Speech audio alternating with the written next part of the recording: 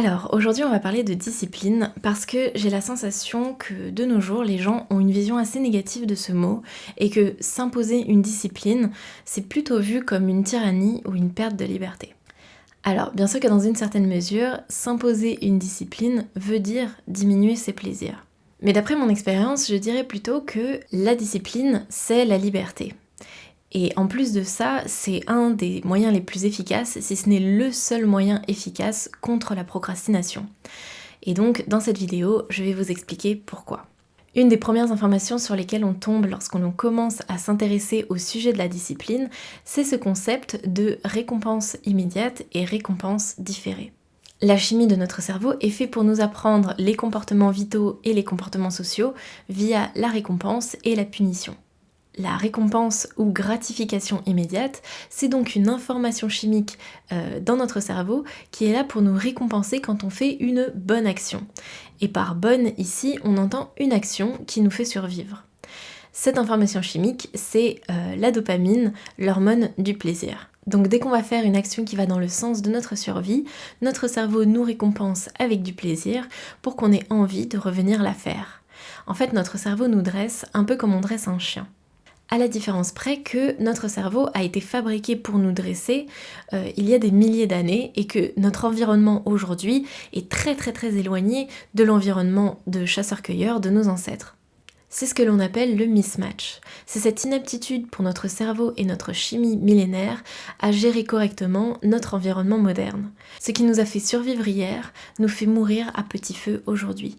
Nous ne pouvons donc plus nous permettre de fonctionner en autopilote avec les récompenses immédiates. Pour réussir à correctement fonctionner dans notre monde moderne, nous sommes dans l'obligation de privilégier les récompenses ou gratifications différées. Ça, c'est lorsque l'on résiste à une tentation d'une récompense immédiate pour obtenir une récompense plus grande dans le futur. Vous vous souvenez, dans ma vidéo sur le bonheur, je vous parlais de notre cortex préfrontal, qui est une partie de notre cerveau qui a évolué pour formuler les pensées abstraites. J'expliquais alors qu'il nous permet de faire des modèles abstraits du futur et que par conséquent, il nous permet en quelque sorte de prédire le futur. Mais le cortex préfrontal permet aussi l'inhibition des pulsions. En fait, nous avons, proportionnellement à notre corps, le plus gros cortex préfrontal du vivant. Nous avons plus de capacité à inhiber nos pulsions motivées par une récompense immédiate que n'importe quel animal sur Terre. Et ça, c'est notamment grâce au fait que nous avons cette capacité de conceptualiser le temps et donc de visualiser, modéliser la récompense plus grande dans le futur. Cette capacité d'une personne à savoir différer la gratification est corrélée à plein d'autres capacités plutôt positives, comme par exemple la patience, la maîtrise de soi, le contrôle de son impulsivité et la volonté. A l'inverse, le fait de toujours chercher la récompense immédiate est lui corrélé à plein de comportements dits d'évitement, comme par exemple la procrastination, et d'autres diagnostics cliniques, comme par exemple l'anxiété, les troubles déficit de l'attention ou hyperactivité, et la dépression. Donc c'est très important, il faut vraiment pas déconner avec son cortex préfrontal que l'on appelle entre nous CPF. Donc le truc, c'est que la capacité de notre CPF à inhiber nos pulsions n'est pas entièrement déterminée.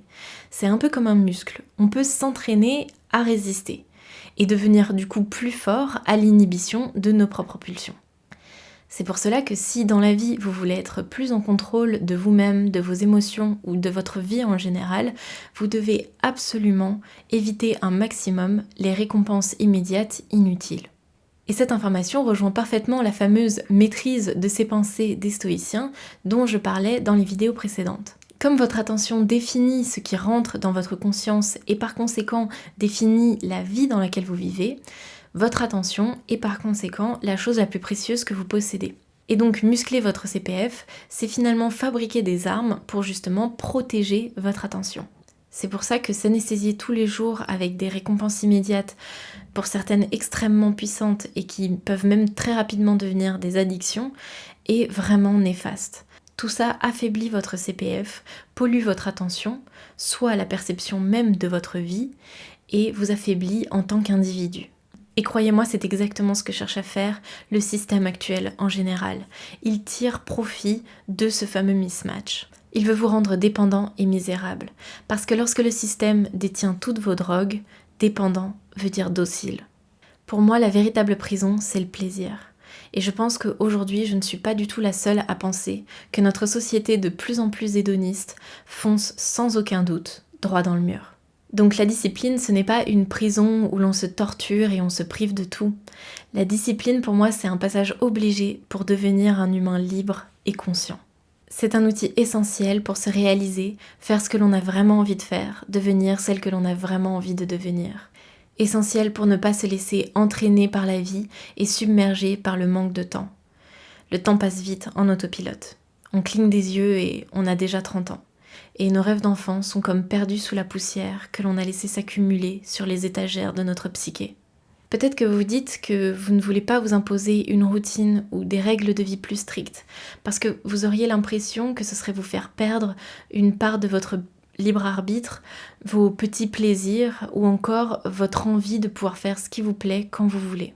Je suis ok avec cette idée théoriquement, mais dans les faits, si ce n'est pas vous qui vous dressez vous-même, quelqu'un d'autre est en train de le faire à votre place. Il vous fait juste croire que vous avez envie de le faire. Mais demandez-vous, en avez-vous vraiment envie? Et sinon, de quoi avez-vous vraiment envie? Bon, cette vidéo est très peu nuancée parce que je voulais vraiment faire passer le message clairement. C'est évident que la discipline est un domaine aussi complexe que personnel.